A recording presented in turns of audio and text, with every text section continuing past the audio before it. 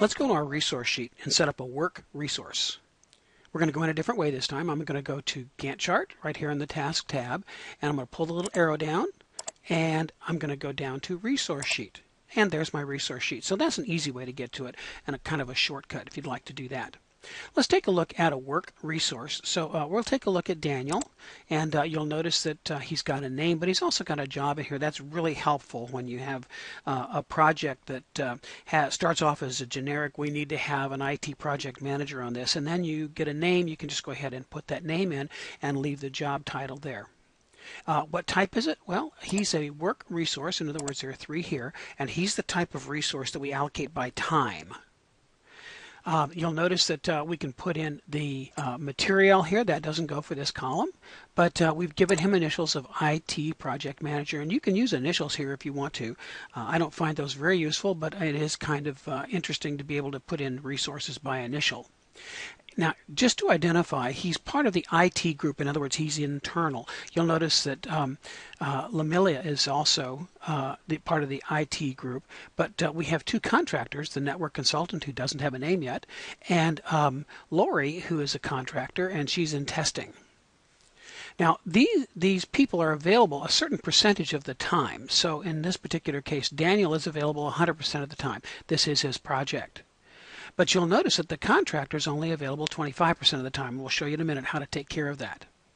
So here's his standard rate. He is on salary, so he doesn't get overtime. His cost per use is $20. In other words, when we initially use him, no matter what else, the minimum is $20.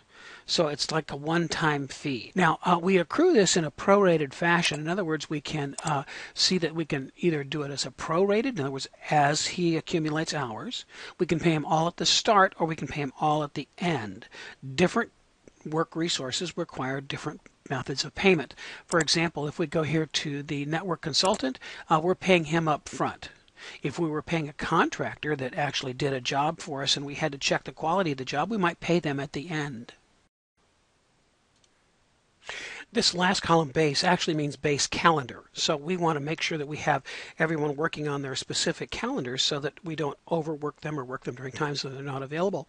So what we want to do is go down here and let's just select the network consultant because they're going to work on their own calendar system. Let's go down to Lamonia, and she's going to work on a specified calendar where she's available 25% of the time. So let's go ahead and make sure that she's got that 25% of the time in the calendar so we can schedule her appropriately. Well, I'm going to go back up to the project tab, and I'm going to select change work time. And this is our standard working time calendar. So notice that it's going to be a calendar 4, and we're going to save that at the end. It's going to be based on the standard calendar, but we want to make sure that we schedule her for the right times when she's available. So I'm going to go down to work weeks, and I'll go over to details. And now I've got my schedule up, so I'm going to select Monday through Friday, like so. And let's say that she's available only 2 hours a day. She's available from 1 to 3 p.m. So I'm going to say set days to these specific times. I'll select that and delete it. And I'm going to say 1 p.m. and she's available until 3 p.m. And that's the only one that I really want scheduled. The rest of this is blank. So now I've got her scheduled 5 days a week from 1 to 3. We'll click OK. And now I'll create a new working calendar, and that calendar will be called Lamonia. And we'll click OK. Do you want these changes to reflected in the resource? You bet I do. Okay, so now I've got that one calendar for her. I'll click OK, and I'll go up here and I'll say, please change that to the Lamonia calendar. And now she can be scheduled between 1 and 3 only. If she's outside those hours, she's going to turn red for us.